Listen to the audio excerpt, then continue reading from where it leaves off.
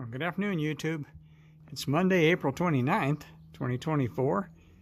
It's early afternoon, and I've been putting something off for quite a while, and I guess I can't put it off any longer. I'm going to have to pull the fuel tank on this old truck. So the weather's perfect. It's supposed to be nice for the next few days. So let's get after it. I'm not sure how much of this I'll be able to show you, but we'll see how it goes. Well, it's late in the afternoon, and I've got the tank all loose, just being held up there by the transmission jack right now. And the problem I'm having is there's fuel lines on the top that use a special little push-in clip that Ford has. And I've been having a devil of a time trying to get those to release. Other than that, I got everything done. I'm ready to drop the tank. But I can't do anything more with it tonight. I'll have to wait until tackle it again tomorrow and see if I can get those darn fuel lines to release. You got to actually have to get underneath there, and I have to sit up in front of the differential there and reach across the top of the tank in order to get to that. It's a booger of a place to get to. I'm filthy dirty. I'm tired. I run out of cuss words. And so for tonight anyway, I'm going to let it go. I'll bring you back tomorrow and I'll tell you where we're at. But for right now, that's how I'm going to let it sit tonight. As part of the process of taking this thing apart, I ended up having to pull the whole fuel filler out of it, and that's it laying in the back. And it comes out from right there. I couldn't get it apart without taking it completely apart. But one of the things I did, and you can't really see it in there, it's a little too dark, it's late in the evening. But one of the things I did is I used a little vacuum pump, and I run a little tube down into there, and I pulled some gas out. And so there's a little bit of gas in the pan. Notice there's no water in it. It's got kind of a little bit of a yellowish color to it. And I don't know that that's, let me slide it out here so you can get a little better look at it. I think that's just the way it's sitting in the pan. So there's a couple cups full of gasoline in there that I went ahead and pulled out of there just to see if it had any water, because I'm suspecting gas contamination.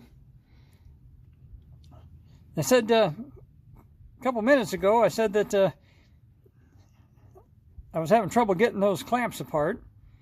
And actually, my neighbor down the street's actually a mechanic. And when he came home from work, I actually went over there and talked to him and asked him if there's anything I'm doing wrong and explained to him what I was doing. And he said, no, he said, there's no real trick to that. He said, it's just this old truck has been, it's a 1992 truck, so it's 32 years old, and that tank's probably never been out of there, and that pump's probably never been out of there.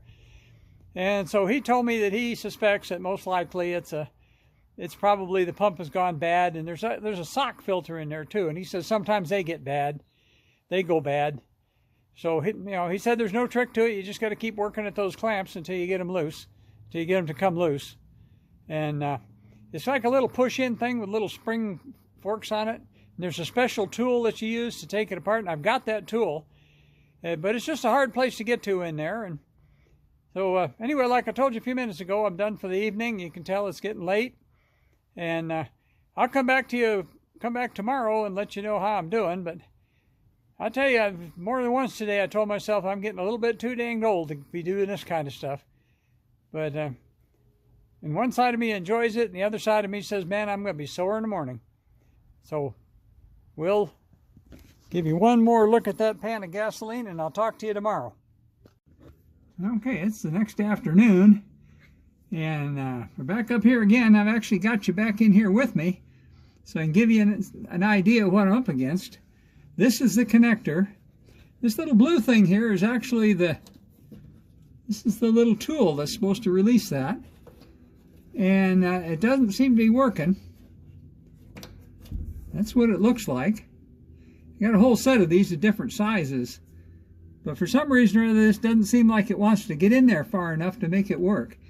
Now I've got a different one that I brought with me. Let's see if I can reach that one. This one here is actually a little tool that's designed to change the fuel filter. So I'm going to put this one on and see if this one will work any better. Of course, here again, I got you trying to do this with one hand. I'm probably going to have to set you down somewhere and try and see if I can make this tool get in there and release that pin to get that off of there. So I'm gonna set you down. You can see there's not a lot of room in here. There's my hand right there. That's it. This is the bottom of the floor of the utility bed. And this is the top of the fuel tank right here. So let me put you down for a minute so I can get both hands up there, and let me see if I can spin this around. I don't know if you can see me or not. But there's where I'm at. Like I say, you gotta get down underneath the vehicle and kind of sit up and crawl up in here. That's the differential right there. So let me turn you off for a minute and let's see if that works. Well, success. That was the correct tool. And where in the world did that fuel? There's the fuel line that come loose. You can kind of see it there. And it come right off of this thing right there. So I had to wrestle with it. It fought me every step of the way like everything else seems to. But I got that one. Okay, now I've got to get this one. And then this is the vent line. And I'm not sure what it takes to get that, but there's a little slack in that. I can actually drop the tank a little bit to where I've got a little bit more room. And so we'll get back with you. I'm going to wrestle with this other one, see if I can get it disconnected. But at least I got this one, and I'll be back with you here in a minute. Okay, I got the second one. By golly, that one came out actually a little easier than that first one. And they've just been on there probably since the truck was new. So we'll, now I got to fiddle away, figure out how to get that vent line loose. And you can see it's way back up in there, but there's a little bit of slack on that. You can see it right there. So I should be able to drop the tank down a little bit to where I can get to that. So the next step for me is to disentangle myself from this place. Like I said on my post this morning, I got to fold myself up like a Swiss Army knife to even get in here. But we got him loose. That was the thing that was holding me up yesterday. So let's see if we can drop this thing down and a little bit and see if we can get that vent loose. I went ahead and put, I don't know if I can show that or not from here. But yeah, right there you can see I put nuts back on it again, so that in case that jack went down during the night. So, but this thing's fairly light. I can lift it up, and so I'll take those nuts out of there and drop that down a little bit. So let me get myself untangled here, and I'll show you the tools. And there's just, if you're doing this job, there's just no way in the world you're going to get it done without that special little tool, and it's no big deal. And it doesn't even cost very much, but there's just absolutely no other way to do this unless you got that. And I've got 2 or 3 different kinds of tools to release those little spring clips like that. But this particular one was the one I had to have, and I was trying to use the other one yesterday, and that's why I wasn't having any success. As you can see now, I got them both disconnected. Didn't really take me very long. I've only been working on this about 10-15 minutes.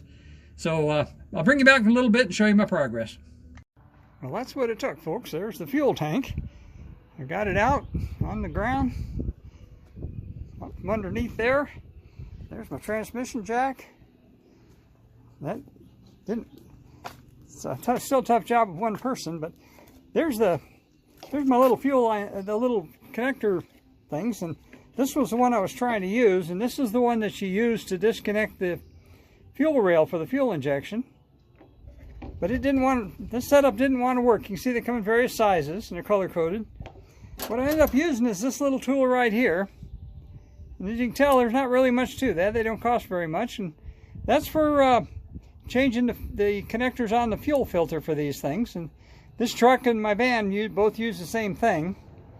And but it's a little bit longer, as you can see.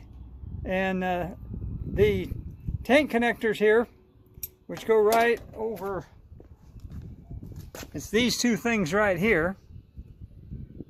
But those use the same type of connector as the fuel filter. So I got thinking about it. I thought, well, maybe the connector will work for that, and by golly, it did. So there's this vent thing in the process here, this little plastic vent deal. I couldn't get that loose, and I wiggled it. I think I broke it. I'll probably have to end up replacing that. But at least I got it all out of there. It's on the ground. A little heavier than I thought it would be. It's got a little more gas in it than I thought it did, and I got to figure out how to get that out of there. But we're making progress. So I'll come back to you again here in a little bit. There, the fuel pump's out, and sitting there on that piece of cardboard. And I cleaned off the top of the tank. That fuel pump's just held in by a little locking ring, and then there's an O-ring right there you can see where it kind of works its way down in there. And that little locking ring holds it in place. So what's the deal with the little propane bottle? Well, it just happens to be the right size, so I can set it right there, and I can make sure we don't get any dirt or anything in that tank while it's sitting here. So just making do with what I got. Use the air hose and the vacuum to clean off the top of that so I wouldn't get any dirt inside there. I inspected the inside as good as I could. I'm going to have to wait a little bit later till the sun's not quite so bright in order to get a real good look at it. But so far it looks like we're okay. I'm going to go inside now and check into let me get up here where I can talk to you.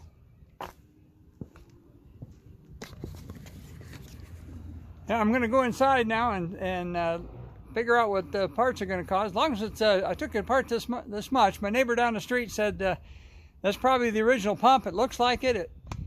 I can't say anything wrong with it, but good golly, it's 32 years old. So I'm going to see about replacing the whole shebang there. And so I got to go inside and look up some parts and see what it's going to end up costing. So I think I'm going to end this one right here. It's gone on quite a while. As you can see, I got it apart, and we'll figure out what the costs are. And I'll come back with a part 2 on this and explain what I end up doing on it. So right now, I'll tell you as I always do, take care of each other and love each other and take care of yourself. And I'm kind of old to be doing this mechanic stuff, but dang it, I still kind of enjoy it a little bit. Once I got those 2 connectors disconnected, everything kind of went smooth from there. I'll probably end up having to get Kevin or somebody to help me put it back in because it's a little bit awkward. I got it out okay, but it's a little hard to balance it and pump it and everything you got to do at the same time to put it back. So I'll be back with you again with another one pretty quick. Let me give you one more look at that pump. Get my shadow out of the way. And the fuel tank. And for now, I'll tell you peace out.